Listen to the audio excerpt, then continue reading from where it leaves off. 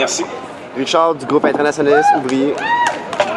Camarades et amis, quelquefois camarades et néanmoins amis, notre monde qui vit sous la domination universelle du système capitaliste, des États-Unis au Canada, jusque sous le capitalisme d'État en Corée du Nord et en Chine, est une prison.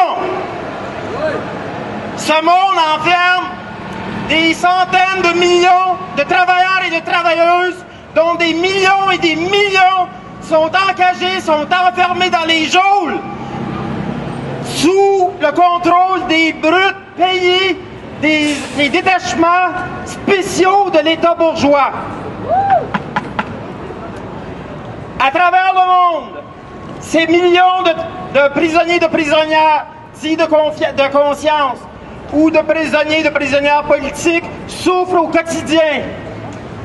Il n'y a pas de statistiques globales sur combien de militants ou de militantes syndicales, de personnes opprimées pour leur religion, leurs opinions ou leur activité économique liée à la lutte des classes sont présentement enfermés, mais aussi que leur nombre est en croissance constante du fait de la montée des luttes à travers le monde. Juste en Arabie Saoudite, présentement, il y a 120 camarades, prisonniers et prisonnières de conscience, qui sont en grève de la faim. Pour certaines d'entre eux, ça fait déjà 2 semaines. Dans le même pays, on sait qu'il y a 40 000 personnes qui sont enfermées dans les geôles de la famille Ibn Saud, la monarchie d'Arabie Saoudite. Mais à travers le monde, la majorité de plus en plus croissante de ces prisonniers et prisonnières sont des camarades qui ont mené la lutte des classes, que ce soit au Brésil, en Grèce, en Turquie, à travers le monde, en Afrique du Nord, la côte nord de la Méditerranée, les 35 000 grèves illégales qu'il y a eu en Chine il y a 2 ans. On ne peut pas imaginer combien de personnes présentement sont sous les griffes de la bureaucratie capitaliste d'État chinoise. On ne doit pas oublier non plus qu'aux États-Unis, qui est le pays où il y a le plus de prisonniers au monde, une grande masse de ces personnes-là sont des prisonniers politiques. Quand on pense que pour un grand nombre, ils sont là pour avoir simplement volé un bout de pain, un morceau de pizza, pour pouvoir survivre dans ce pays où il y a 40 millions de personnes qui n'ont aucune couverture d'aide au niveau de l'assurance maladie et qu'il y a au moins 10 millions de personnes qui sont sans abri. Faut pas oublier que présentement, dans plusieurs États des États-Unis, le principal arrêt des autobus scolaires le matin, c'est devant les camps de personnes mal logées.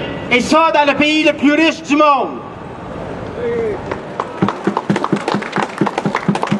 Ici, à Montréal, on n'a pas été épargné par la montée de la répression.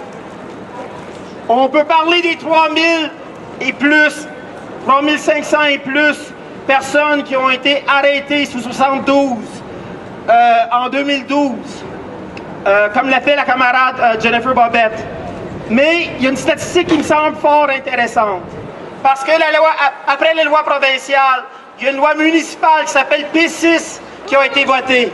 Et cette loi P6, endossée par les 3 maires que la ville corrompue de Montréal a connue en 2013, est endossée par le ministre Jean-François Lisée, encore un traître, encore un autre ancien militant marxiste-léniniste des années 70, qui aujourd'hui se fait un plaisir de servir la réaction et la répression.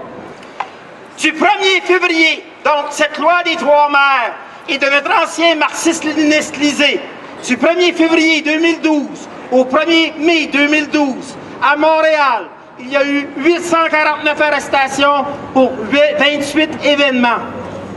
Depuis ce temps, après la grève, du 1er février 2013 au 1er mai 2013, il y a eu 1151 arrestations. 300 de plus pour 5 événements. Donc 23 de moins. C'est ça la vie à Montréal présentement.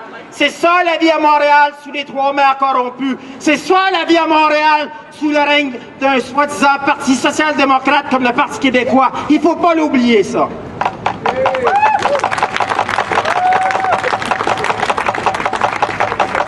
grève étudiante de 2012 est le premier grand mouvement de résistance aux empiètements, à l'offensive du capital qui a suivi la crise des subprimes de 2008. Faut pas l'oublier, c'est pas juste des arrestations, c'est des centaines de personnes traumatisées, blessées, c'est 3 yeux arrachés, c'est une oreille arrachée, c'est une jeune femme de 20 ans qui a perdu la moitié de sa mâchoire à Victoriaville. Puis on pourrait continuer encore longtemps comme ça. La police de Montréal, tiens, la pourriture qui passe là, la pourriture qui passe là, a osé dire que le droit d'expression à Montréal était préservé, mais que le droit de manifester ne l'était pas. Ça, on le sait. Le 22 mai, dans une petite manifestation de casseroles dans le centre-sud, il a fallu franchir 2 lignes de police sous la pluie pour assurer de marcher une simple heure dans notre quartier. Et au bout d'une heure, on était dispersés de force par la police. C'est ça, Montréal 2013. Mais en plus de ça, en plus d'avoir l'audace de dire que le droit d'expression était préservé, on applique maintenant dans au moins 3 quartiers, Hochelaga-Maisonneuve, Centre-Sud et, Saint-Henri, je m'excuse, et sans doute encore d'autres quartiers, on ne le sait pas, un règlement sur l'affichage, un règlement qui interdit l'affichage et la distribution de tracts, qui sont les seules méthodes d'expression littéraire des pauvres. On n'a pas les moyens de se payer des spots publicitaires à la télévision puis dans la presse, nous autres. On a besoin de nos tracts puis de nos affiches. Mais présentement, les policiers écœurent le monde en fonction de règlement 466 du règlement municipal qui n'a même pas encore été voté. C'est des écœurants. Aux États-Unis, et en conclusion, on dit en anglais, capital punishment. Those who have the capital give the punishment. En français, la peine capitale, c'est ceux qui ont la capitale qui nous donnent la peine, qui nous donnent les peines. Dans ce contexte, il y a différentes approches de la question de la répression. Il y a l'approche dite citoyenne, comme si on était tous des citoyens et des citoyennes de cette grande cité bourgeoise avec tous les mêmes droits. On sait que c'est un mensonge puis une invention de professeurs d'université en mal de sujet. Nous, on se réfère toujours au projet de classe pour renverser toute l'iniquité, toutes les formes d'injustice, toutes les formes d'oppression spécifiques et l'esclavage salarié lui-même. Il y a 2000 ans, camarades, il y a 2000 ans, il y avait un régime qui s'appelait le régime d'esclavage. Dans ce temps-là, un esclave, on appelait ça un outil animé. Le grand philosophe Aristote a écrit « L'esclave est un outil animé, l'outil est un esclave inanimé ». Dans cette situation-là d'iniquité absolue, il y avait du monde qui voulait réformer l'esclavage. Réformer l'esclavage. Adoucir la situation des pauvres. Faire en sorte que les propriétaires d'esclaves soient un peu moins chiens, qui nous fouettent peut-être une fois par semaine à place d'une fois par jour. Il y a d'autres esclaves comme Spartacus, eux autres, ils voulaient pas réformer l'esclavage. Eux autres, ils voulaient abolir l'esclavage. Puis 2000 ans plus tard, on sait c'est qui a eu raison. C'est les révolutionnaires qui ont eu raison. C'est pas ceux qui voulaient adoucir l'esclavage, mais ceux qui voulaient l'éradiquer. La tâche de la nouvelle génération, la tâche de notre époque, le contenu de notre époque, c'est de mettre fin au système d'esclaves salariés qui est le capitalisme moderne.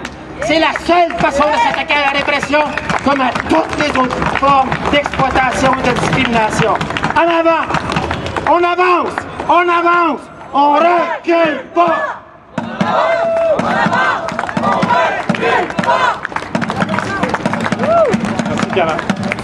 Merci, camarade. Et je vais vous présenter un autre camarade.